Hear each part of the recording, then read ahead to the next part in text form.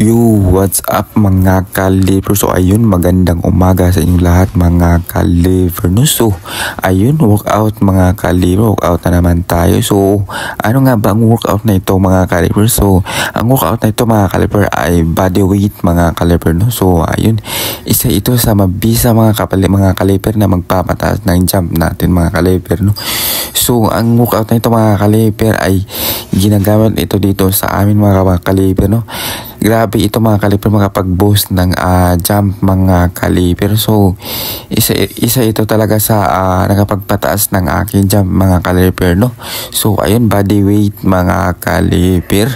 So 4 sets ito mga kaliper, no? Tapos 10 repetitions mga kaliper. Ayun, 4 sets, 10 repetitions mga kaliper. So the best ito mga kaliper para sa ating jump mga kaliper.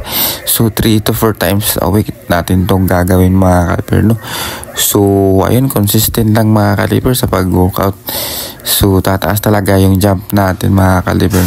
So ayun, so may mabibili naman na ito sa TikTok or Shopee mga kaliper, no? Ayun, puntahan nyo lang mga kaliper kung gusto nyong gawin ang workout nito. So the best ito mga kaliper, no? Sabi ko nga kanina mga kaliper, isa ito sa nakapagpa-boost ng aking jump mga kaliper. Follow, like, and share